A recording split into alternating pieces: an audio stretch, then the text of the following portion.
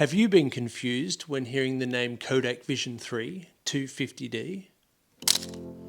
Apart from having a really short name that just rolls off the tongue, a lot of film shooters have heard the name but haven't tried it yet, and most are confused to what it actually is. So I headed out on a sunny day in Vietnam to shoot some 250D, so I can show you some good example shots and also give you some helpful information.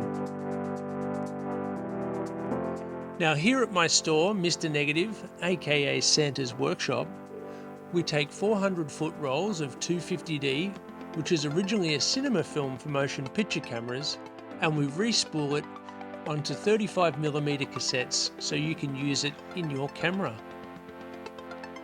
If you want to be really cool, you can chop off the left side of the Mr. Negative box and stick it in the back of your camera. This will give you street cred. 250 is the ISO and D is for daylight balanced. The easiest way to shoot this in your camera is to set your ISO to 200, as most cameras don't have 250 on their ISO dial. If you're using an external light meter, you can set your meter to 200 or 250. As you can see here, there is minimal difference in this situation, as they both read f2.8.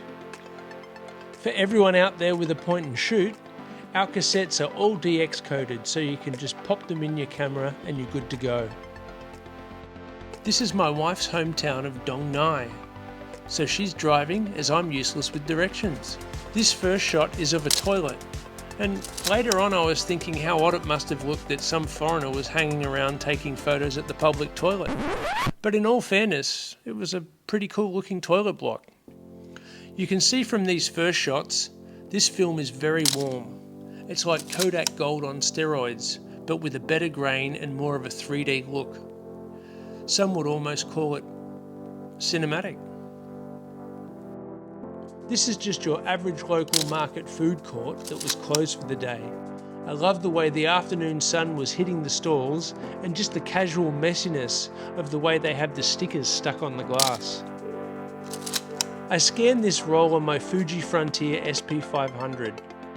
I love the punchy look of the Frontier, but sometimes warmer daylight films can come up a little bit yellow. An easy fix for this is what I did with this image, and that's just by bringing down the yellow slider in Lightroom. I find this really targets the yellow cast rather than messing with the white balance. Now I'm going to shut up for a minute and crank up the music so you can enjoy these next few shots.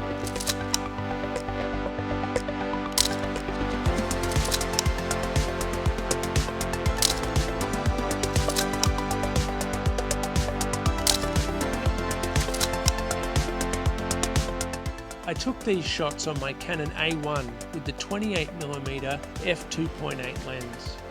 I had it securely around my neck with the very comfortable Mr. Negative Essential camera strap, which are only $14 US from our website.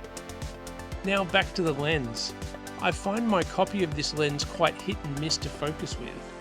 Like on this shot for example, I don't know where the focus is. Not to worry, I'll just blame it on X-ray damage from the airports like everyone else does when they take a crap photo. I quite like this shot, and then by this stage I remembered I was going to make a YouTube video, so I took the first shots in years in actual landscape orientation.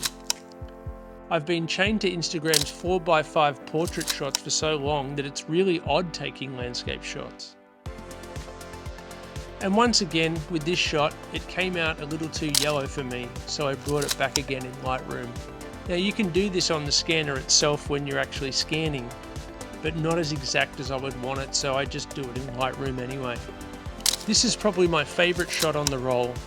I just love how beat up the wall is, and the colour combo of the blues, the warmth of the total image, and then topped off with the red bag. I turned around and quickly caught this guy on the motorbike.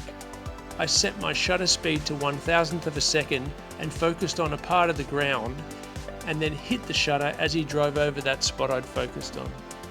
Finally we headed home and got a few more nice shots to finish off the roll. I hope I've managed to demystify Kodak Vision 3 250D and convince you to try some. These cinema films have a slightly different chemical process when developing called ECN2. Most professional labs now offer ECN2 in addition to regular C41. I developed this roll at home using the CineStill ECN2 chemistry kit, as I like being involved in the whole film photography process from start to finish. If you've enjoyed this video, feel free to head over to mrnegative.com.au to grab a roll of 250D to show your support. We even offer a discount when buying a pack of 10. So whether you choose to help out by purchasing some film or choose to leave a nasty comment, I'll find either option equally enjoyable. So remember to like, subscribe and all that good stuff, and I'll see you in the next one. Bye.